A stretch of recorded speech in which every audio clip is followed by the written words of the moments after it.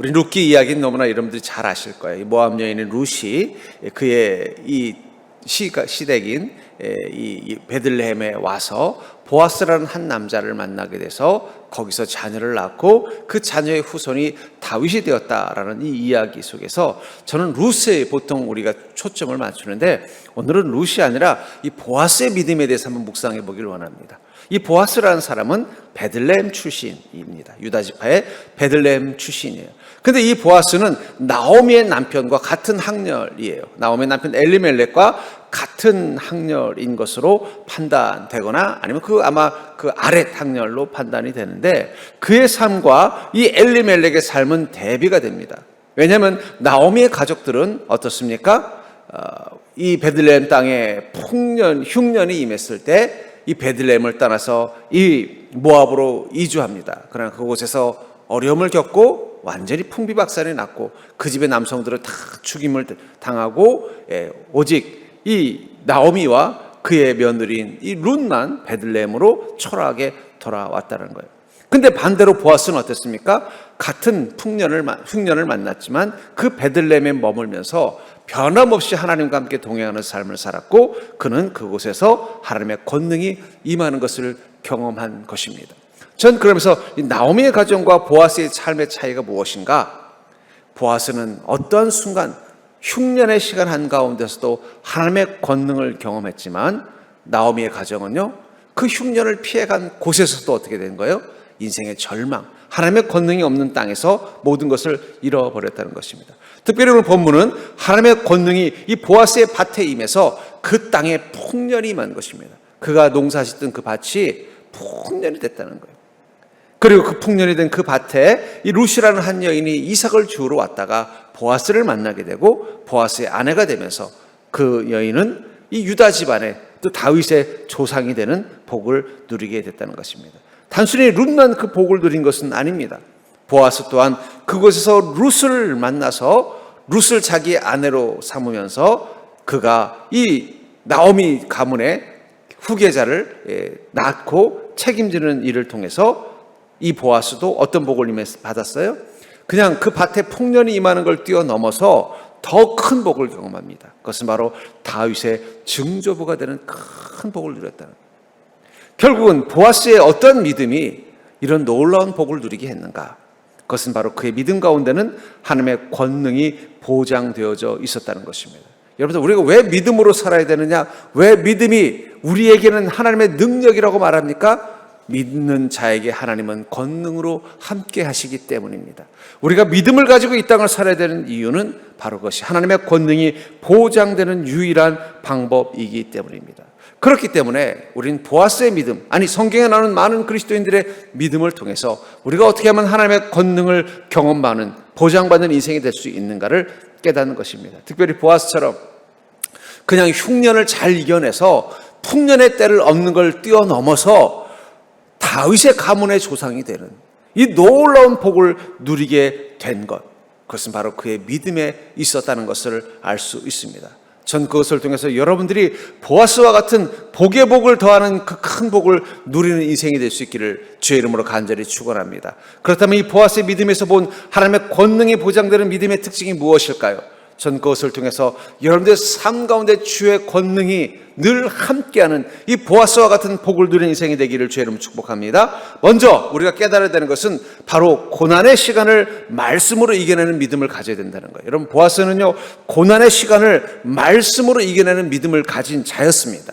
룻기서 1장 21절부터 22절에 보니까 내가 풍족하게 나갔더니 여호와께서 내게 비어 돌아오게 하셨느니라. 여호와께서 나를 징벌하셨고 전능자가 나를 괴롭게 하셨거늘 너희가 어찌 나를 나오미라 부르느냐 하니라. 나오미가 모압 지방에서 그의 며느리 모압 여인과 여인 룻과 함께 돌아왔는데 그들이 보리 추수할 시작할 때에 베들레헴에 이르렀더라. 이 나오미의 가정은 왜 베들레헴을 떠났어요? 온 가족들이? 그것은 베들레헴에 흉년이 임했기 때문입니다. 그래서 1절에 보니까 사사들이 치리하던 때에 그 땅에 흉년이 드니라. 유다 베들레헴에 한 사람이 그의 아내와 두 아들을 데리고 모압 지방에 가서 거류하였는데, 이 나오미의 남편인 엘리멜렉은 이 베들레헴 지역, 이 유다 지역에 흉년이 드니까 야, 여기 있다간 우리가 가진 것도 다 잃어버리겠다 싶어서 어떻게 했어요? 이 모압 지방으로 이주했다는 거예요. 근데 이주할 때 그는 풍족한 중에 나갔다라고 말했어요. 그 말은 뭐예요? 흉년 때문에 큰 피해를 보기 전에 움직였다라는 거예요. 나름대로 판단하길래 여기 계속 베들레헴에 있다가는 내가 쫄딱 망할 것 같으니까 우리 빨리 미리 짐 싸가지고 가자. 얘기 들어보니까 저 모압은 너무 농사도 잘 짓고 살기도 좋다더라 하면서 모압으로 떠났다는 거예요.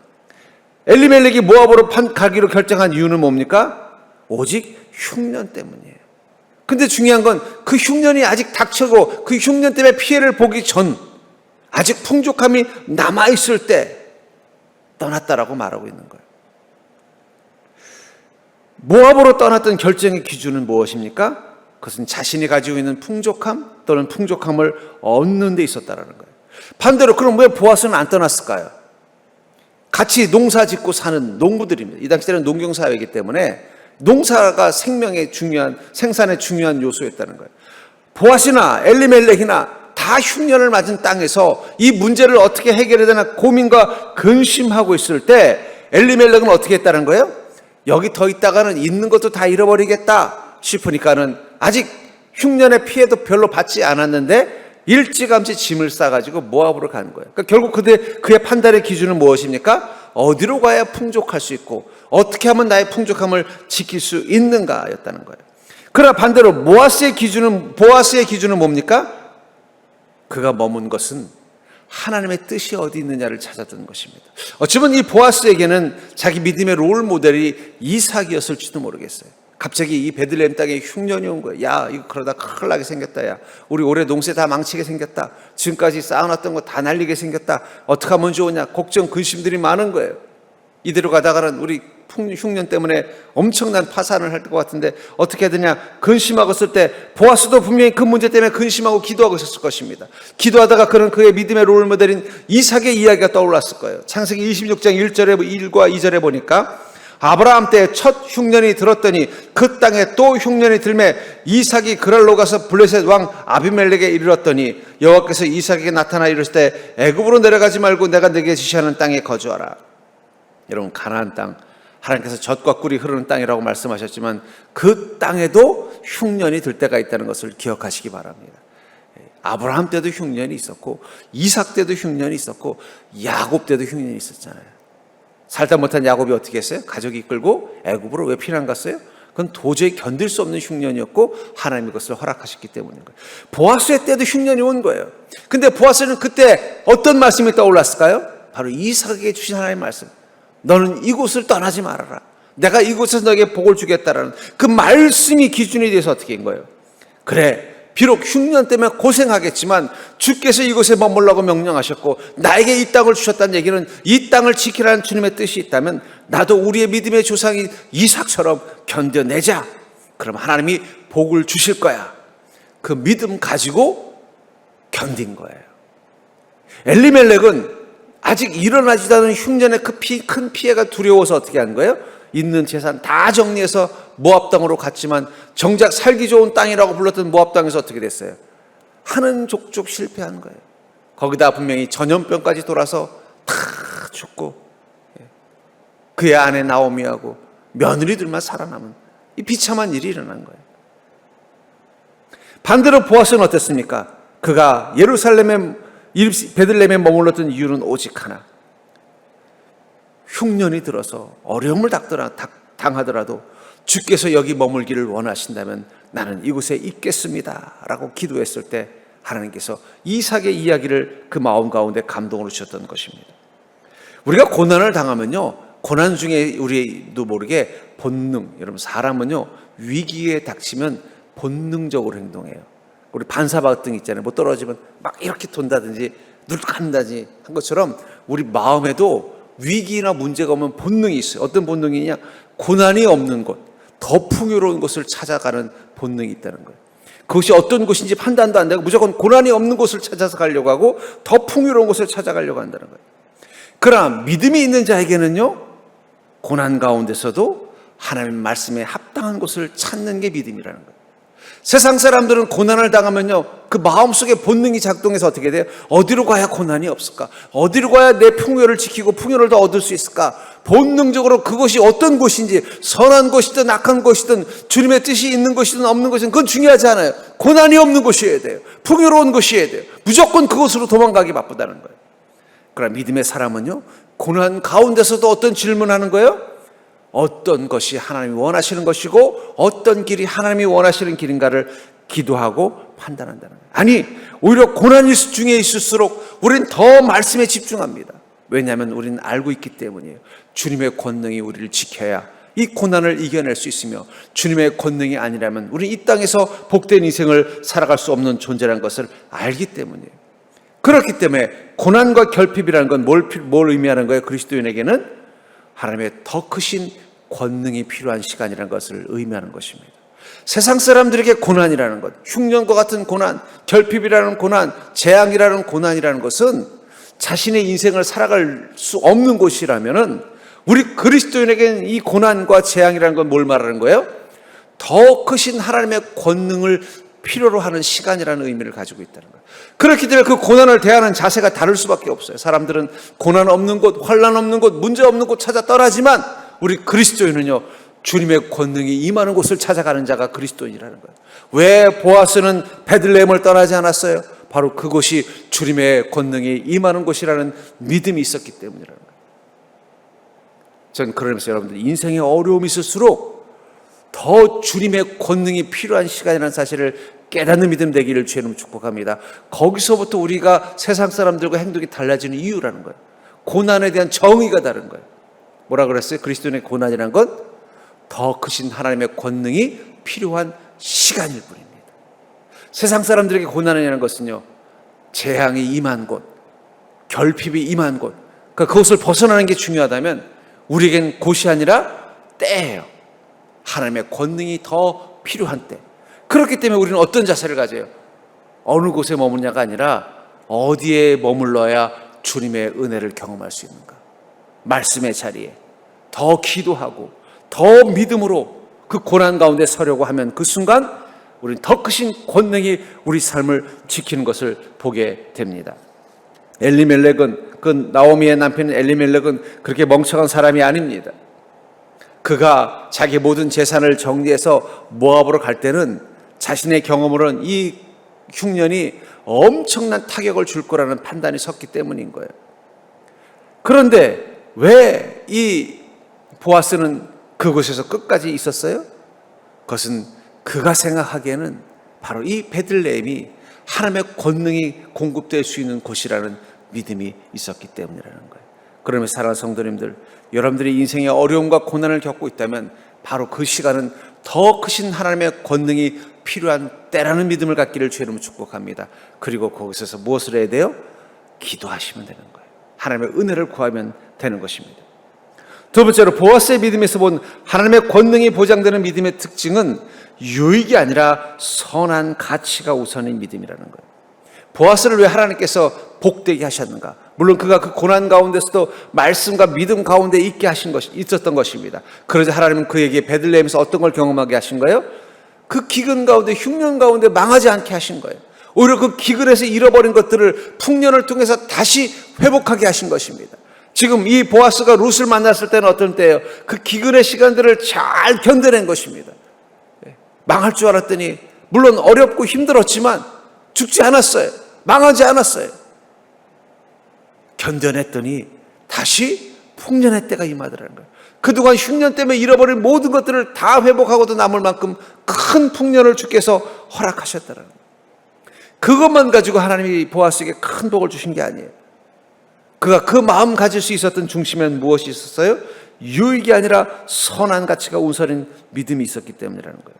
룻기서 4장 5절부터 6절에 보니까, 보아스가 이르되 내가 나오미의 손에서 그 밭을 사는 날에 곧 죽은 자의 아내인 모압 여인 룻에게서 사서 그 죽은 자의 기업을 그의 이름으로 세워야 할지니라 하니, 그 기업 물을 자가 이르되 나는 내 기업에 손해가 있을까 하여 나를 위하여 물으지 못하노라. 내가 물을 것을 내게 물으라. 나는 물으지 못하겠노라 하는지라. 이스라엘에게서 땅은 공개념입니다.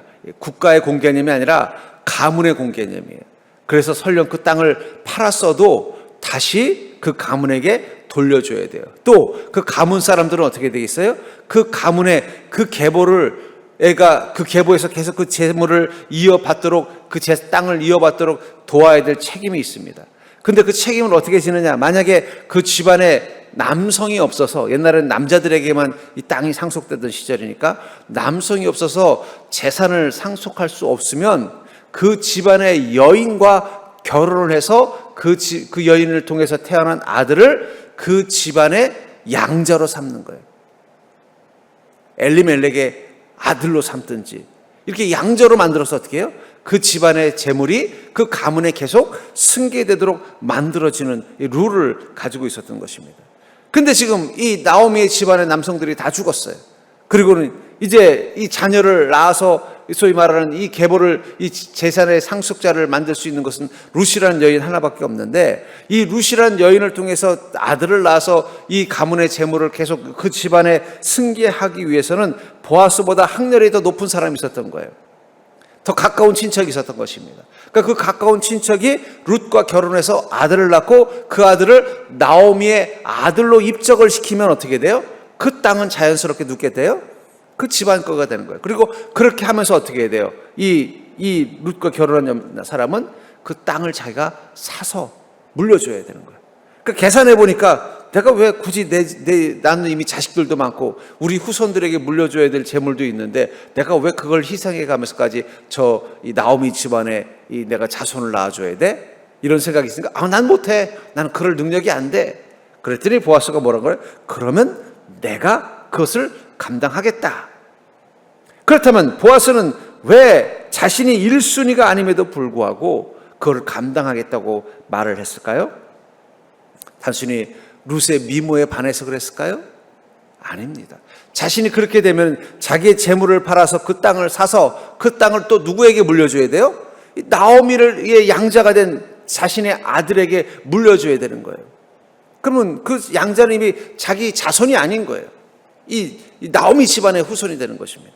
그렇게까지 해서 자기가 하려고 했던 이유는 단순히 이 룻이라는 여인의 아름다움 때문은 아니라는 거예요. 그것을 알 수 있는 것은 룻기서 2장 11절부터 12절에 보니까 보아스가 그에게 대답하여 이르되 내 남편이 죽은 후로 내가 시어머니에게 행한 모든 것과 내 부모와 고국을 떠나기 전에 알지 못했던 백성에게로 온 일이 내게 분명히 알려졌느니라. 이 보아스는 소문을 통해서 이 룻이라는 여인이 어떤 여인인지를 알았던 거예요. 참 선하고 순결한 여인, 비록 모압 여인이지만 그 믿음은 이 유대인보다 더한 믿음을 가진 정말 선하고 괜찮은 여인이라는 사실을 아는 거예요. 여호와께서 내가 행한 일에 보답하시기를 원하며 이스라엘 하나님 여호와께서 그의 날개 아래 보호를 받으러 온 내게 온전한 상 주시기를 원하노라. 그래서 보아스의 마음 가운데 어떤 마음이 있었어요? 하나님, 이 룻이라는 여인 참 지금은 참 자손도 없고 남편도 없고 이 과부인 시어머니와 어렵게 살아야 되지만 그 여인의 그 마음 씀씨가 너무 선한데 하나님께서 그 여인의 그 선한 마음 가운데 복을 주시옵소서, 그 선한 가운데 있는 그 여인을 지켜주시옵소서 기도했더니 하나님이 뭐라고 말씀하셔요? 보아스야, 네가 좀 해줘라 내 대신, 이렇게 말씀하셨다는 거예요. 그 마음에 주님의 음성을 듣고 어떻게 한 거예요? 알겠습니다. 그래서 룻에게 뭐라고 말하는 거예요? 내가 너의 그 선함 가운데 그 선함이 복이 되도록 내가 돕겠다는 거예요. 우린 정의롭다라는 말을 합니다. 정의롭다는 건 뭘 말하는 거예요? 그건 심판에 동참한다는 거예요. 악은 악으로, 선은 선으로 대한다는 거예요. 그래서 세상 사람들은요, 정의로운 세상을 만들기 위해서 어떻게 해요? 끊임없이 악을 징계하고 악을 소멸하려고 합니다. 그것이 세상 사람들은요, 선한 세상을 만드는 비결이라고 말해요. 근데 여러분들, 세상을 정의롭게 하려면요, 악을 징계하는 것보다 더 중요한 게 있습니다. 그것은 선함의 보상이 있어야 된다는 거예요. 아무리 세상에 악한 자들을 다 없애고 불의한 자를 없애도 선한 자가 없으면 그건 아무 의미가 없는 거예요. 그게 뭐 선한 거예요. 선한 자들이 보상받는 세상이 정의로운 세상이에요. 아무리 악한 자가 많아도 선한 자가 보상을 제대로 받으면 그것은 선한 세상입니다. 그런 의미에서 그리스도인의 역할과 세상 사람들이 말하는 정의의 관점이 달라요. 세상 사람들은요, 무엇이 악인가? 누가 악인가, 그것을 어떻게 하면 없앨 것인가, 그 악을 어떻게 심판할 것인가, 거기에 관심이 있다면 무엇이 선인가, 누가 선한 자인가, 그 선한 자에게 어떻게 하면 하늘의 보상이 임할 수 있게 할 것인가, 그것을 고민하는 게 그리스도인의 정의관이라는 거예요. 왜 그렇습니까? 왜 그리스도인들은 왜 이 악을 징계하는 것보다 선의 보상에 더 관심을 가져야 돼요? 예수님도 1번보다 2번에 더 관심이 많으셨기 때문이에요. 만약에 예수님께서 악을 징계하는 것이 정의라고 생각하셨으면 오셔서 무엇을 하셨을까요? 맨날 바리새인들하고 싸우고, 맨날 성전 가서 성전 부수고, 맨날 헤롯 대왕하고 싸우고 그랬을 거예요. 근데 주님은 거기에 에너지 쏟지 않으셨어요. 어떻게 하셨어요? 선한 자들을 축복하셨습니다. 선한 자들에게 복을 주셨습니다. 선한 자들을 위로하셨습니다. 선한 자들의 편이 되셨어요. 주님은 그것을 정의라고 생각합니다. 그러니까 여러분, 그리스도인이 생각하는 정의관과 세상이 생각하는 정의관은 좀 차이가 있어요. 물론 둘 다 있어야 됩니다. 근데 그리스도인은 무엇이 먼저라고 생각해요? 선한 자들이 보상받는 것, 선한 자들이 복을 받는 게 정의라고 먼저 생각한다는 거예요. 왜냐하면 주님이 먼저 그렇게 하셨기 때문에. 그렇기 때문에 우리가 선한 그리스도인이 되려면요, 두 가지가 있어야 됩니다. 첫째는 내가 그 행동 가운데 선함이 있어야 돼. 또 하나는 무엇일까요? 내가 누군가에게 도움이 돼야 돼요. 어떤 자요? 선한 자에게 도움이 되는 자가 돼야 된다는 거예요. 하나님께서는 왜 이 보아스에게 하나님의 그 권능을 허락하셨을까요? 그가 하나였기 때문에 하나님이 그에게 그 선함의 보상을 주신 것입니다. 더불어 그로 하여금 다른 선한 자에게 하나님을 대신하여 복을 주는 자가 되기를 원하셨던 거예요. 그것을 알았기 때문에 보아스는 어떻게 한 거예요? 이 루시라는 선한 여인에게 도움이 되기를 원했다는 거예요. 그는 그냥 하나님, 저 선한 여인을 불쌍히 여겨주시고 그녀에게 복을 주시옵소서, 저에게 복을 주신 것처럼 복을 주시옵소서, 이렇게 기도하고 끝낸 게 아니라 어떤 감동을 받은 거예요? 저에게 주신 이 복을 가지고 그 여인이 선함의 복을 되도록 내가 돕는 자가 되게 해 주시옵소서.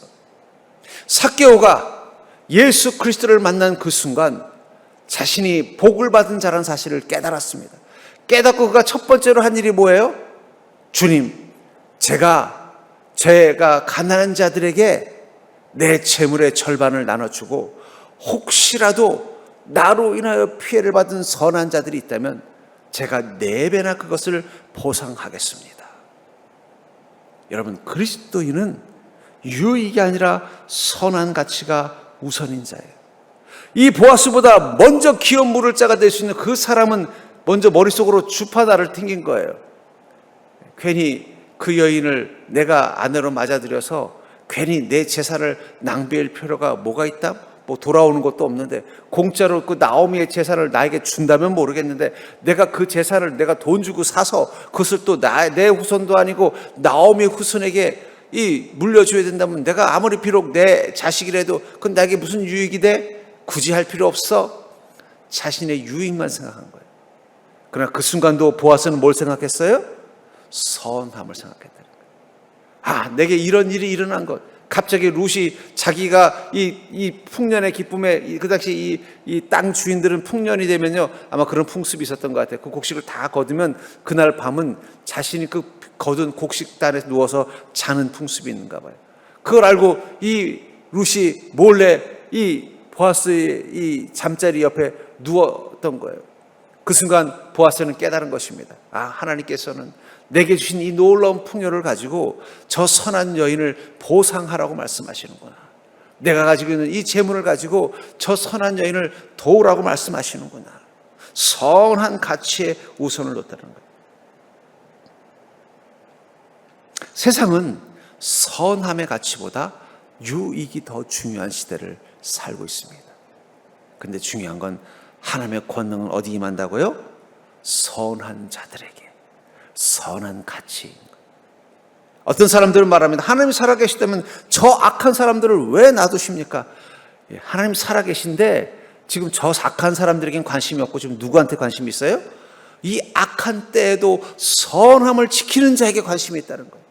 그래서 그들에게 그 선함을 주님께서 축복하시기 위해서 그들에게 권능을 가지고 행하시는 것입니다. 우리는 그것을 믿기 때문에 우리는 어떻게 하는 거예요? 어떤 순간에도 보아스처럼 선함을 지키기 위해서 말씀과 믿음 가운데 사는 것입니다. 그리고 우리 안에 확신이 있는 거예요. 내가 주님의 선함 가운데 있다면 하나님께서 나를 보아스처럼 내 인생의 땅에 풍년을 주시든지 룻처럼 나에게 복을 주시는 복된 만남을 허락할 것이라는 믿음이 있기 때문에 우리는 끝까지 우리의 선함을 지키려고 하는 것입니다. 보아스는 그 어렵고 힘든 시절 궁핍 속에서도 그 선함을 유익보다 더 귀하게 여겼기 때문에 그곳에서 주님 말씀 지키면서 자신의 선함을 지켰고, 하나님 그것을 보고 그에게 하나님의 권능을 허락하셔서 어떻게 한 거예요? 그가 풍년을 경험하게 했을 뿐만 아니라 그 보아스는 그 선함을 가지고 사람들과 자기 인생을 보니까 이 룻이라는 여인이 자기에겐 유익은 되지는 않지만 그 여인이 선하기 때문에 그 여인을 선한 자에게 복을 주기 위해서 자신의 손해를 감내하기로 결단한 그 순간 하나님의 권능이 그를 손해가 아니라 어떻게 한 거예요? 더 큰 유익을 얻게 만들어 주셨다는 거예요. 여러분 꼭 기억하십시오. 절대 여러분, 그리스도인들은 유익을 쫓으면 손해를 보고 선함을 쫓으면 유익을 얻는다. 꼭 기억하셔야 돼요. 왜냐하면 그리스도인의 유익은 어디서부터 오기 때문이에요? 하나님의 권능으로부터 오기 때문에. 보아스가 유익을 쫓는 자였다면 그는 절대 유익을 얻지 못했을 거예요. 엘리멜렉은, 나오미의 남편인 엘리멜렉은 유익을 쫓다가 가다 보니까 어떻게 된 거예요? 모압 땅까지 갔는데 결과는 뭐예요? 재산 다 잃고 목숨 다 잃고 쫄딱 망한 거예요. 그러나 보아스는 어떤 순간에도 유익이 아니라 선함을 추구했기 때문에 하나님께 그 선함 가운데 권능으로 역사하셨고 그 권능이 그의 인생 가운데 유익이 된 것입니다. 특별히 하나님께서 우리에게 왜 축복을 주셔요? 왜 우리에게 권능을 주셔요? 바로 선한 자의 연대를 만들기 위해. 여러분 교회는 선한 자의 연대가 되어야 돼요. 보아스와 룻이 만나는 자리가 되어야 돼요.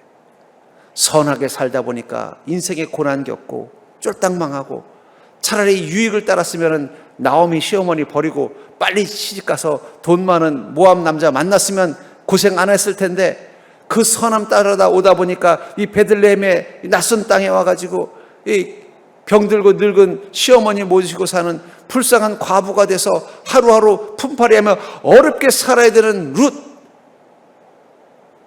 교회에 있어야 되는 그리스도인은 룻과 같은 여인이어야 돼요. 아니면 그 인생의 고난 가운데서도 말씀과 믿음 가운데 그 고난을 이겨내서 하나님의 은혜와 축복이 부어져서 그 축복의 풍성함을 누리고 사는 보아스. 결국 그 교회는요, 보아스와 룻이 만나는 자리가 되는 거예요. 그러니까 여러분, 교회는 부자도 있어야 되고 강한 자도 있어야 됩니다.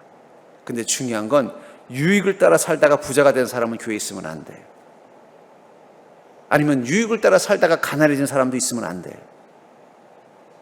오직 선함을 따라 살다 보니까 가난해졌고 선함을 따라 살다 보니까 부자가 된 사람들이 만나는 자리예요. 그 속에 하나님은 어떻게 하셔요? 보아스를 하나님의 손으로 써서 그 룻과 같은 여인을 하나님의 복을 누리게 만들어주는 것처럼 저는 그게 바로 선한 자의 연대라고 생각해요. 여러분 기도하십시오. 하나님, 저는 지금은 룻이지만 제가 보아스가 되게 해주시옵소서. 그래서 제 주변의 룻과 같은 이들에게 내가 하나님을 대신해서 그의 선함을 보상하는 인생 되게 도와주시옵소서. 여러분 그런 믿음 가지고 사는 자 되기를 주를 축복합니다. 여러분 그게 바로 우리가 이 땅 가운데 하늘의 권능을 추구하는 목적이 된다는 거예요. 저는 언제까지 룻처럼만 살지 않게 하시고 보아스가 되게 해주시옵소서. 그러나 보아스가 되지는 않더라도 선함을 따라 살던 룻이 되게 해주시옵소서. 그런 기도하는 믿음 되기를 주를 축복합니다. 우리는 유익이 아니라 선한 가치가 우선인 믿음으로 살아야 하는 자예요. 그래야 하나님의 권능이 우리 선함 가운데 보상이 되어 주는 것입니다. 그렇기 때문에 그런 믿음을 가진 사람은 선행을 자신의 의무로 생각하는 믿음을 갖게 돼 있어요. 내가 왜 선하게 살아야 되느냐? 그걸 당연하게 생각한다는 거예요. 갈등하는 게 아니라 당연하게 생각하는 믿음을 갖는다는 것입니다.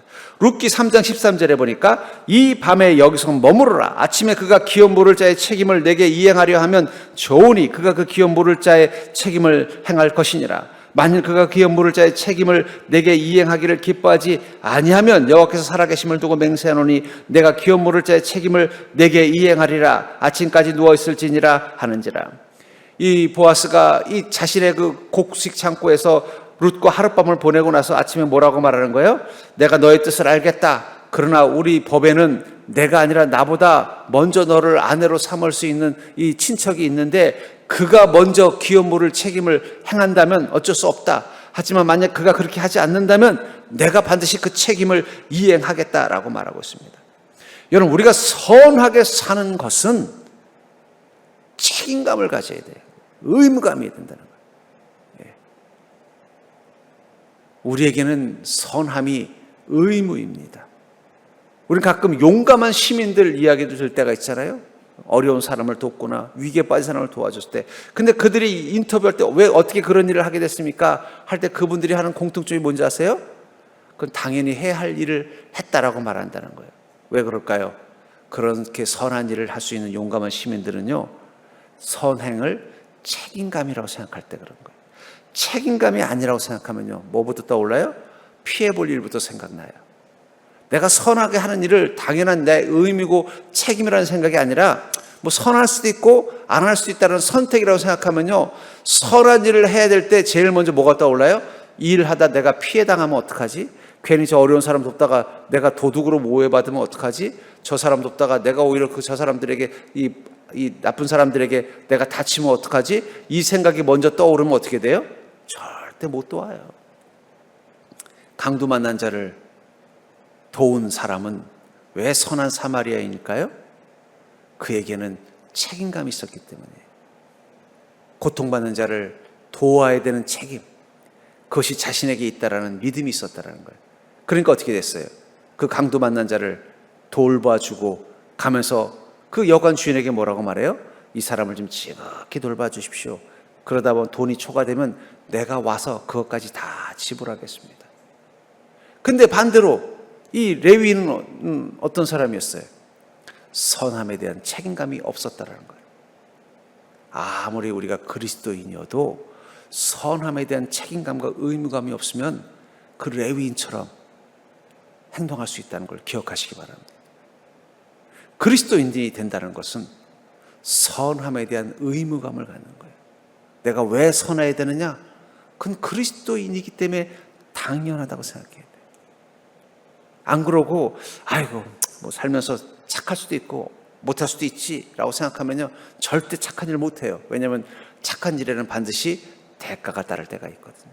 손해를 볼 때도 있고 피해를 볼 때도 있고 또 손해볼 일들이 떠오를 때도 있다는 거예요.